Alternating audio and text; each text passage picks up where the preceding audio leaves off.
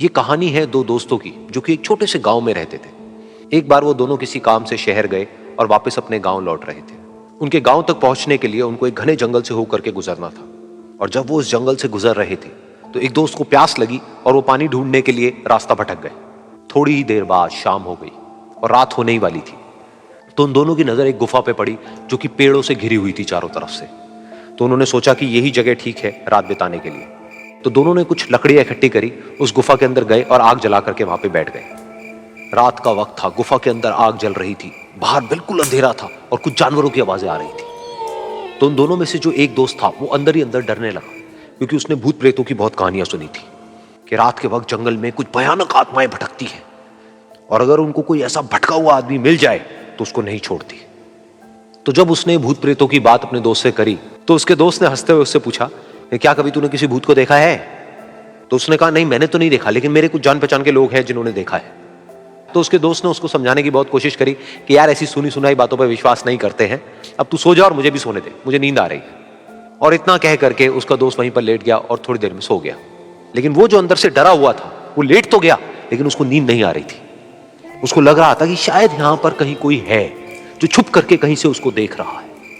उस आग की वजह से कुछ परछाइयां बन रही थी वहां पर पत्थरों पर, तो उन परछाइयों को देख करके भी वो डर रहा था। फिर कुछ घंटे तक ऐसे ही चलता रहा। फिर उसके बाद में क्योंकि वो थका हुआ था तो उसको नींद आ गई। लेकिन नींद आने के कुछ देर बाद ही उसको एक सपना आया।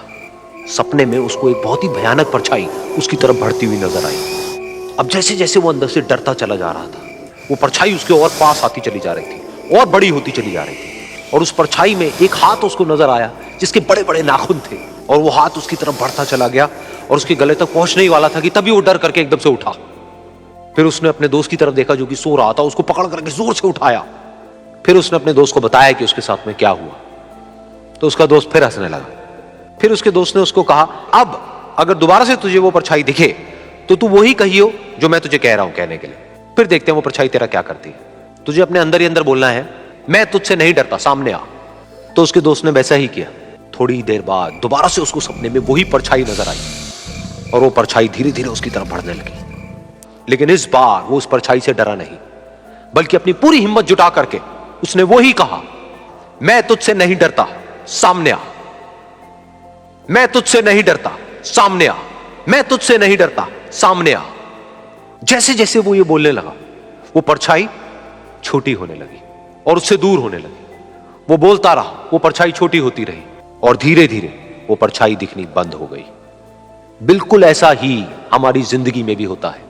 हमारे अंदर जितने भी डर है, उससे हम जितना डरते हैं हम उतना ही छोटे होते चले जाते हैं और वो डर उतने ही बड़े होते चले जाते हैं।